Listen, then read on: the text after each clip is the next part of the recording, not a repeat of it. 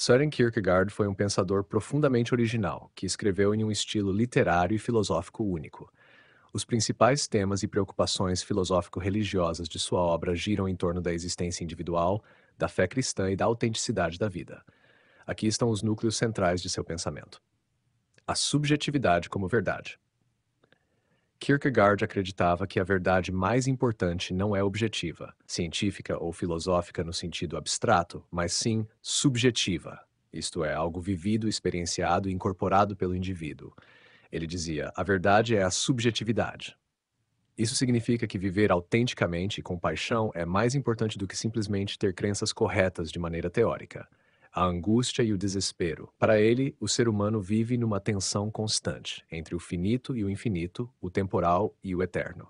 Essa tensão dá origem à angústia, que não é apenas medo, mas uma espécie de vértigo diante da liberdade e da responsabilidade de se tornar um eu autêntico. O desespero é o estado de não aceitar plenamente quem se é, de fugir da própria identidade diante de Deus. A fé como salto. Kierkegaard via a fé cristã não como uma questão de aceitar doutrinas, mas como um salto de fé. Uma decisão paradoxal, muitas vezes irracional aos olhos do mundo, mas necessária para se relacionar com o divino. A figura bíblica de Abraão, disposto a sacrificar seu filho Isaac, é seu exemplo de fé absoluta. A crítica à cristandade institucionalizada. Ele foi um crítico feroz da igreja oficial de seu tempo, especialmente da igreja luterana da Dinamarca. Para ele, a cristandade havia transformado o cristianismo em uma cultura social confortável, esvaziando sua exigência radical. O verdadeiro cristianismo exige sacrifício, sofrimento, escolha e risco. Os estágios da existência. Kierkegaard propôs que a vida humana pode ser vivida em 3 estágios existenciais. Estético, busca do prazer, da arte, do entretenimento, mas também marcado pelo tédio e pela superficialidade. Ético, vida voltada para o dever, a responsabilidade e o compromisso com os outros e consigo mesmo. Religioso, estágio mais elevado em que o indivíduo se relaciona diretamente com Deus, muitas vezes em conflito com a ética e a razão. O indivíduo diante de Deus. Ele coloca sempre o indivíduo como centro de sua reflexão. Não há como se esconder atrás de coletividades, doutrinas ou instituições. Cada ser humano é chamado a responder pessoalmente diante de Deus. Esses temas atravessam obras como ou, Temor e Tremor, A Doença para a Morte, Diário de um Sedutor, As Obras do Amor, entre outras.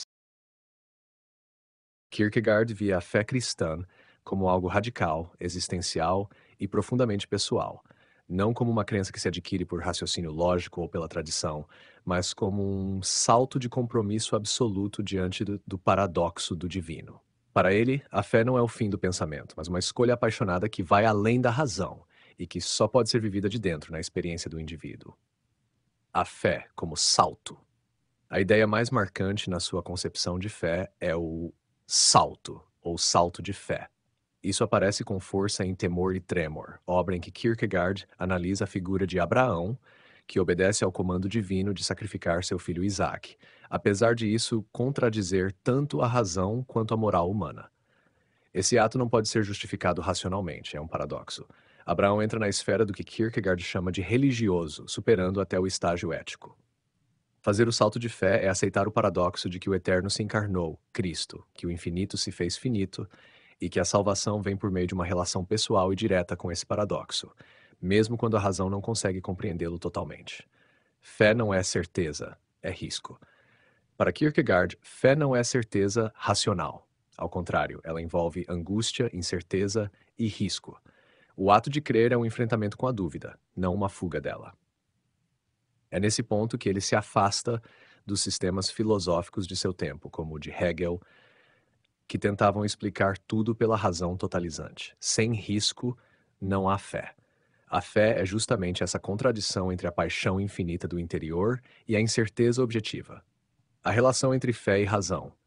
Kierkegaard não rejeita a razão, mas ele a limita. A razão pode nos levar até certo ponto, pode até revelar que a existência humana está em crise, que há angústia, que há necessidade de sentido, mas só a fé pode responder de fato a isso. A fé, portanto, não nega a razão, mas a transcende, e faz isso sem destruí-la, mas aceitando que ela não pode alcançar. Por isso, ele também é considerado um precursor do existencialismo. A verdade mais importante não é demonstrável logicamente, ela é vivida. Essa é uma das contribuições mais originais de Kierkegaard para a filosofia existencial. A ideia de que a vida pode ser vivida em diferentes estágios da existência, modos de ser, de se relacionar consigo mesmo, com o mundo e com Deus. O indivíduo, para ele, o indivíduo percorre, ou pelo menos é confrontado com três grandes formas de viver: o estético, o ético e o religioso. Esses estágios não são simples fases cronológicas, como se fossem etapas de crescimento automático. São antes possibilidades existenciais, formas de encarar a vida, e cada um exige uma escolha pessoal. Em muitos casos, o indivíduo pode ficar preso a um estágio, incapaz ou com medo de dar o próximo passo. Estágio estético: o prazer e a evasão. Esse é o estágio mais superficial da existência. O indivíduo estético busca prazer, beleza, distração, evitando o tédio, a dor e o comprometimento.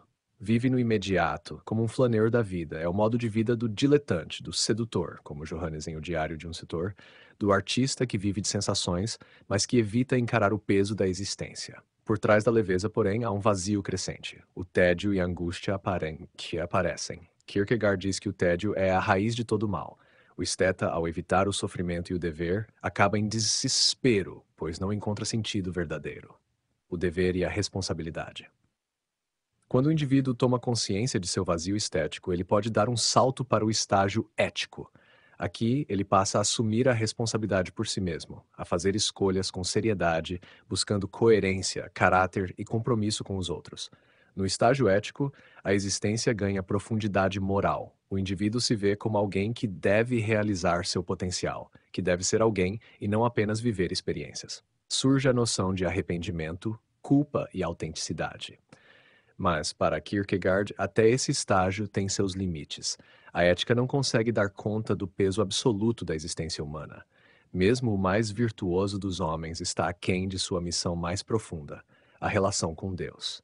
Aqui também pode surgir o desespero, agora na forma do reconhecimento do próprio fracasso em alcançar a perfeição moral. Estágio religioso: o paradoxo da fé. O estágio religioso é o mais elevado e não se trata simplesmente de seguir dogmas ou rituais. Trata-se de uma relação íntima, apaixonada e direta com Deus. O indivíduo religioso reconhece que não pode, por si mesmo, realizar sua salvação, precisa da graça divina. Este estágio é marcado pela fé, mas não por uma fé confortável. É a fé de Abraão que enfrenta o absurdo e ainda assim confia.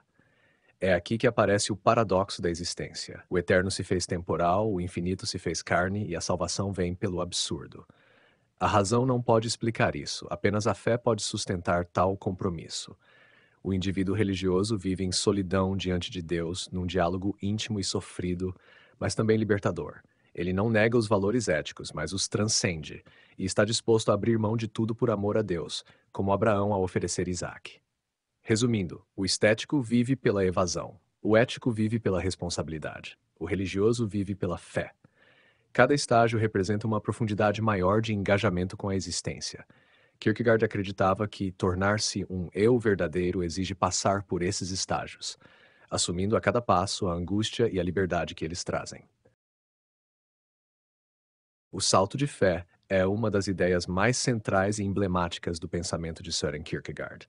Ele representa de forma radical o momento em que o indivíduo escolhe se entregar à fé, apesar da ausência de garantias racionais ou evidências objetivas. Para Kierkegaard, esse salto não é apenas um conceito teológico, mas uma vivência existencial profunda que marca a passagem do estágio ético ao estágio religioso. O que é o salto de fé? O salto de fé é o ato pelo qual o indivíduo aceita o paradoxo do cristianismo, que Deus se fez homem em Jesus Cristo, que a eternidade entrou no tempo, que o infinito se tornou finito, mesmo que isso seja um escândalo para a razão e um absurdo do ponto de vista lógico. Esse salto é dado com angústia e tremor, porque ele não é um passo seguro, não há argumentos definitivos que conduzam à fé. Quem salta o faz sem ver o chão, sem saber se será sustentado. É um salto na incerteza, movido por uma paixão interior que supera o racional. Por que é central a experiência religiosa? Kierkegaard acreditava que a verdadeira fé exige o abandono das seguranças humanas, inclusive da razão. A razão pode nos levar até um ponto, Pode mostrar que há algo em jogo, que a existência é séria, que há um clamor por sentido, mas ela não consegue atravessar o abismo entre o humano e o divino. Só a fé pode. A experiência religiosa para ele é sempre individual, solitária e paradoxal. Não há como racionalizar o relacionamento com Deus. Ele exige entrega total diante do absurdo. Por isso, a fé não é conhecimento. É ato, é escolha, é paixão vivida. O exemplo de Abraão. Em Temor e Tremor, Kierkegaard usa Abraão como o modelo do cavaleiro da fé. Abraão está disposto a sacrificar seu filho Isaque por obediência a Deus. Ele age contra a lógica, contra a moral, contra seus sentimentos. No entanto, ele crê que Deus é bom, mesmo sem poder provar isso naquele momento. Abraão não age como um herói ético, mas como alguém que se lança no paradoxo e confia. A fé é precisamente essa contradição de que o indivíduo está acima do universal por meio de sua relação absoluta com o absoluto. Fé não é irracional, mas suprarracional. Importante dizer, Kierkegaard não é um irracionalista. Ele não diz que a fé é loucura no sentido de negação do pensamento, mas que vai além dele. É o momento em que o indivíduo reconhece que o que mais importa na existência não pode ser provado, só vivido. E isso exige coragem, angústia e paixão. Em resumo, o salto de fé é central no pensamento de Kierkegaard, porque ele expressa a própria natureza da fé cristã como uma decisão paradoxal, arriscada e existencial, tomada no interior do indivíduo diante do mistério de Deus. Sem esse salto não há fé verdadeira, apenas crença social, conformismo ou religiosidade vazia. Kierkegaard fazia um uso sofisticado e intencional dos pseudônimos em muitas de suas obras. Isso não era um capricho literário, mas um recurso filosófico e existencial deliberado, profundamente ligado à sua maneira de comunicar ideias, especialmente ideias sobre subjetividade, individualidade, liberdade e dificuldade de se tornar um eu autêntico. Por que ele usava pseudônimos? Kierkegaard queria evitar que o leitor simplesmente aceitasse suas ideias como doutrina. Ele não queria ser um sistema ou uma autoridade. Seu objetivo era fazer com que o leitor se confrontasse consigo mesmo, com suas escolhas, seus medos, sua liberdade. Os pseudônimos permitiam que diferentes perspectivas fossem apresentadas sem que o autor impusesse uma verdade final. Ele chamava esse método de comunicação indireta. A função filosófica: dramatizar os estágios da existência. Cada pseudônimo representa um tipo específico de existência, ou seja, uma maneira de viver, de pensar, de sentir o mundo. Eles não são apenas nomes falsos, mas personagens filosóficos com psicologia própria, estilo próprio e visão de mundo coerente com o estágio existencial que representam. Por exemplo, A, ou Johannes, o sedutor, representa o estágio estético. Vive para o prazer, a arte, a beleza, a sedução. Vemos isso em O e o Diário de um Sedutor. Assessor William representa o estágio ético, voltado para o dever, o casamento, a responsabilidade. Também aparece em O. Johannes de Silentio, autor de Temor e Tremor, reflete sobre a fé, mas não é um homem de fé. Ele admira Abraão, mas confessa que não consegue imitá-lo. Isso mostra como a fé é inimitável e singular. Vigilius Halfniensis, autor de O Conceito de Angústia, um estudioso do problema do pecado original situado entre o ético e o religioso. Anticlímacos, pseudônimo de obras como A Doença para a Morte e Prática do Cristianismo, representa um cristão ideal mais elevado até do que o próprio Kierkegaard se julgava ser. Hilarinus Bookbinder, ou Frater Taciturnus, outros exemplos usados para desenvolver certos aspectos da existência religiosa ou psicológica. Cada um desses pseudônimos não fala em nome de Kierkegaard, mas encarna um ponto de vista que convida o leitor a entrar no drama da existência. Assim, ao invés de receber uma doutrina, o leitor se vê convocado a escolher, a se localizar nesse labirinto de vozes. A função literária: ironia e liberdade criativa.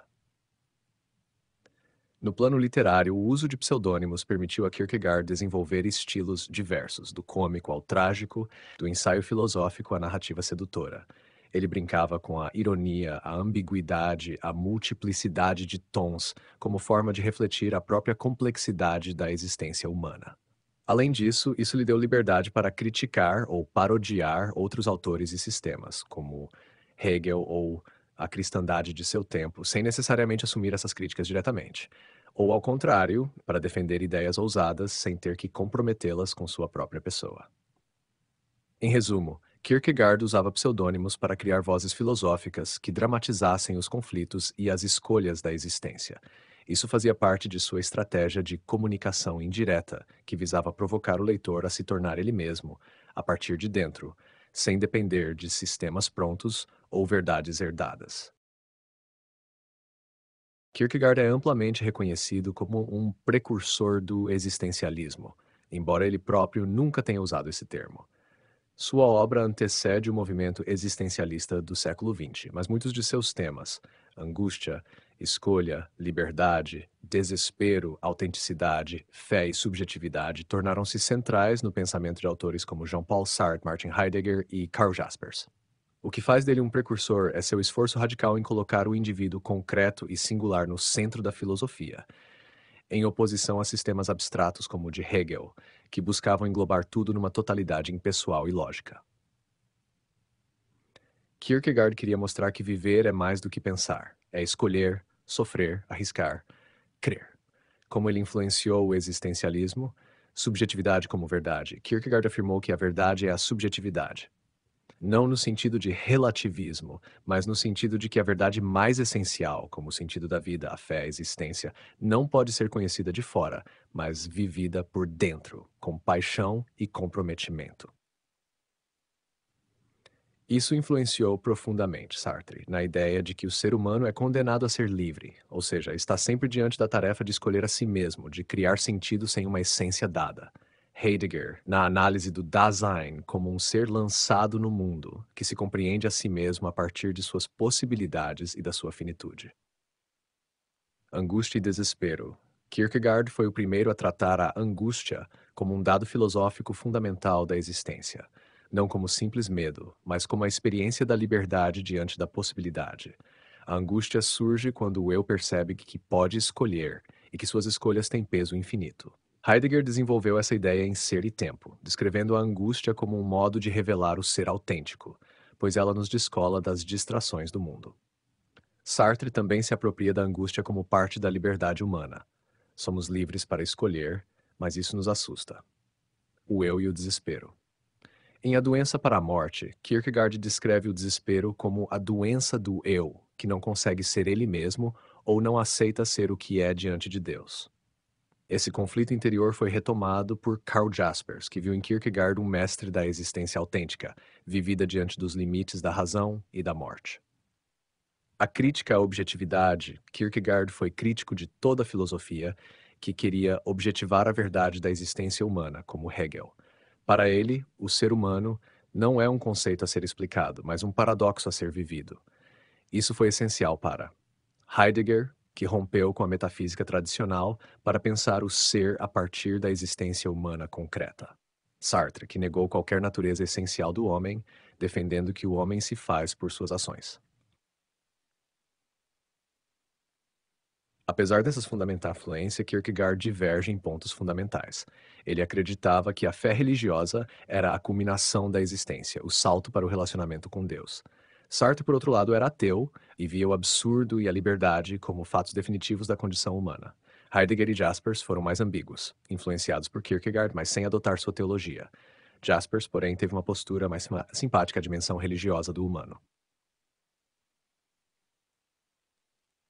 Em resumo, Kierkegaard influenciou o existencialismo ao colocar o indivíduo, a liberdade, a angústia e a escolha no centro da filosofia.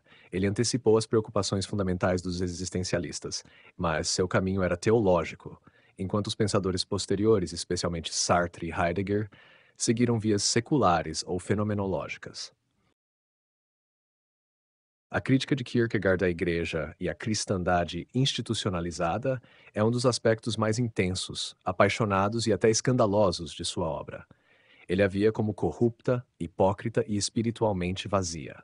Uma estrutura que havia traído o verdadeiro cristianismo e domesticado a fé radical em Cristo. Para Kierkegaard, ser cristão autêntico é um chamado existencial profundo, que não pode ser reduzido a rituais, costumes ou pertencimento social. A distinção entre cristianismo e cristandade, Kierkegaard faz uma distinção decisiva entre Cristianismo verdadeiro, o segmento existencial de Cristo, vivido com fé, sofrimento, amor e sacrifício.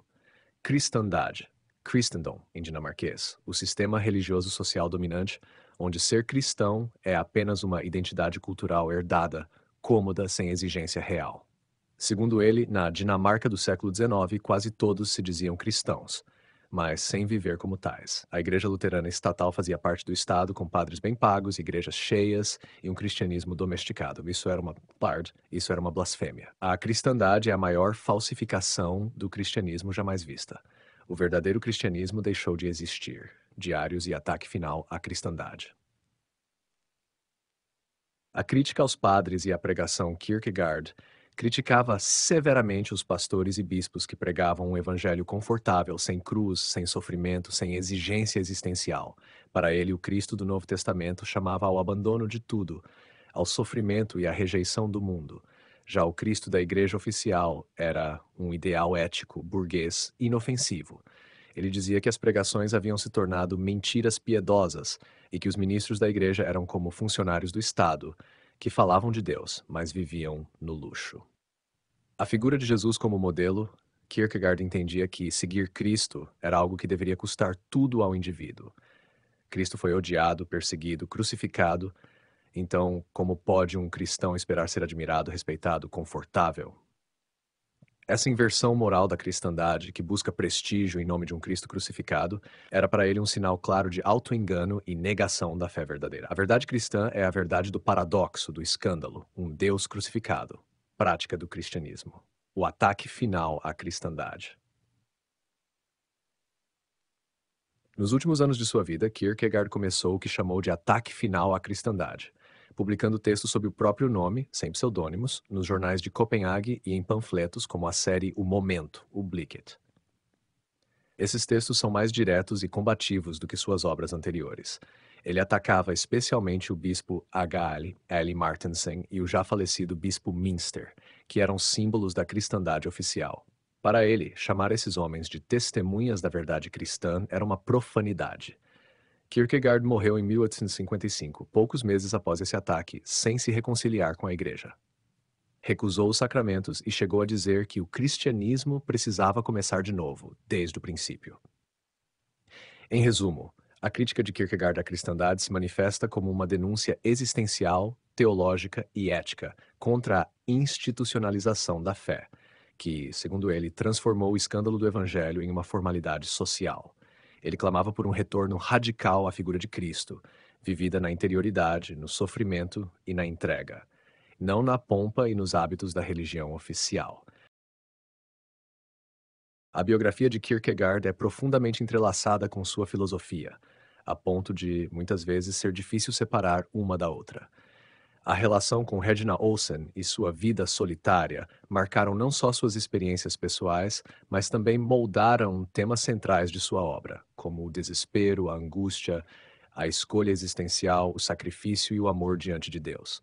Ele mesmo dizia que sua vida era um experimento existencial, e de fato, ele viveu aquilo que escreveu. Ou melhor, escreveu a partir da própria carne. A relação com Regina Olsen, o amor e o sacrifício. Kierkegaard conheceu Regina Olsen em 1837 e em 1840 os dois ficaram noivos.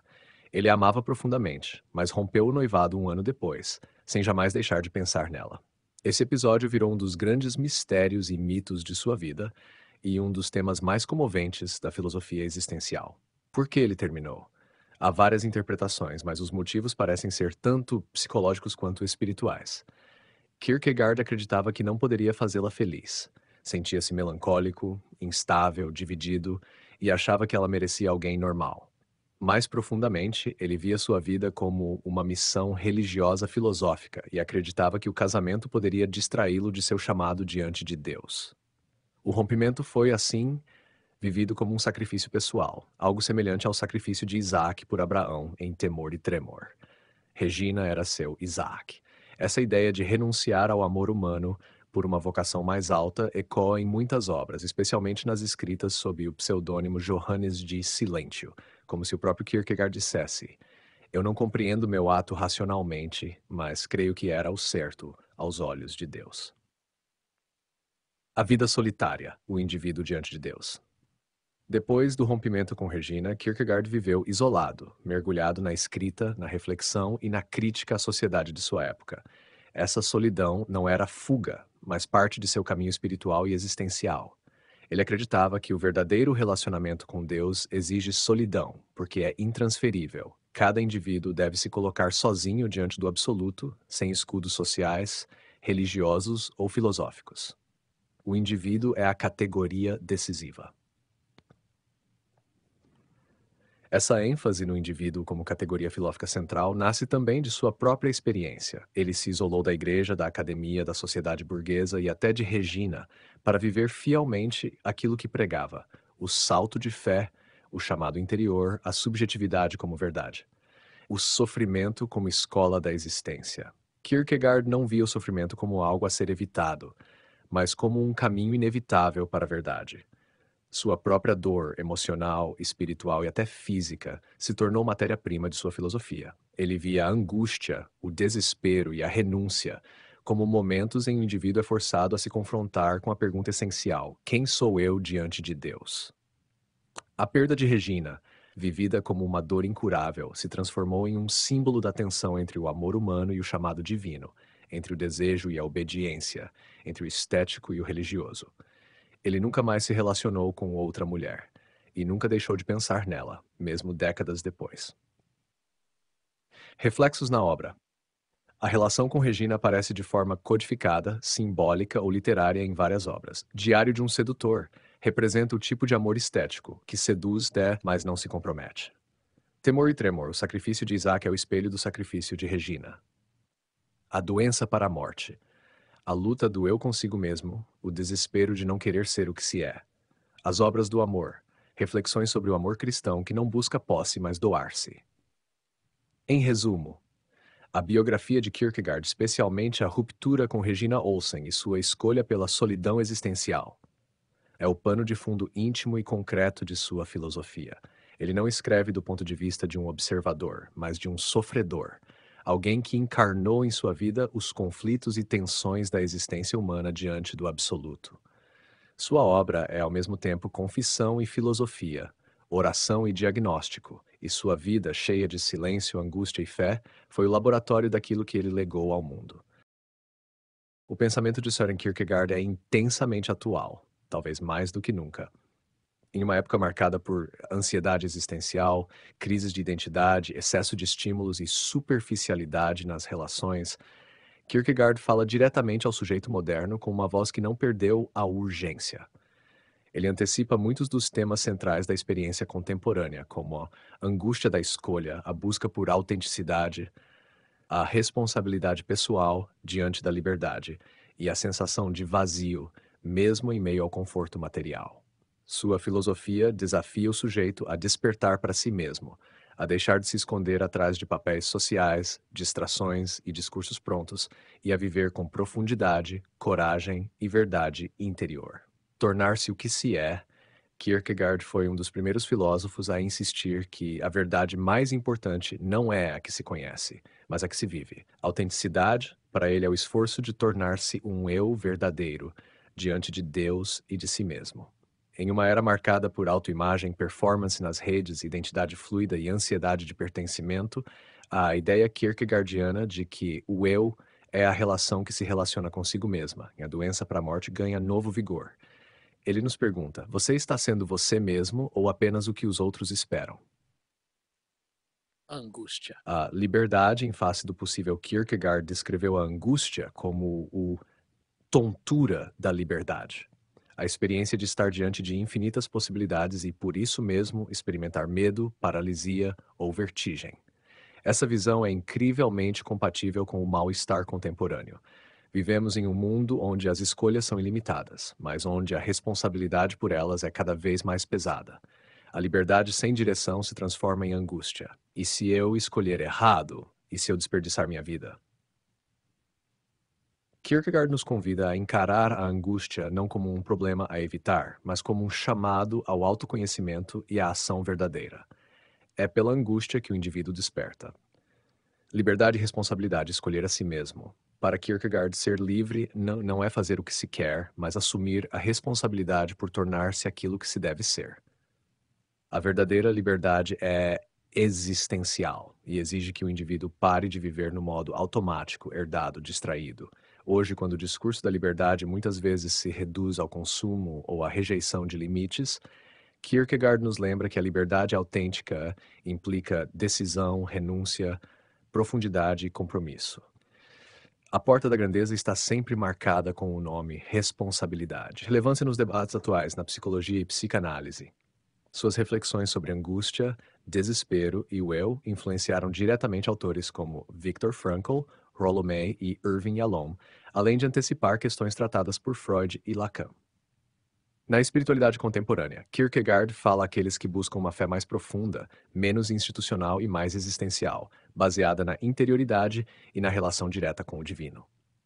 Na ética e na política, sua ênfase na responsabilidade individual se opõe à massificação, ao pensamento de rebanho, ao conformismo social e à alienação. Na educação, ele propõe uma pedagogia da subjetividade, onde a missão do educador é ajudar o aluno a tornar-se si mesmo, não apenas acumular conhecimento. Em resumo, Kierkegaard continua relevante porque ele fala com a alma de quem vive num mundo saturado, mas ainda assim vazio. Ele oferece uma via de profundidade numa época de superficialidade, chamando cada um a uma vida autêntica, corajosa e responsável diante da liberdade radical que é ser humano. Seu pensamento pode nos ajudar a enfrentar as crises da modernidade não com fuga ou cinismo, mas com verdade interior, consciência e decisão existencial.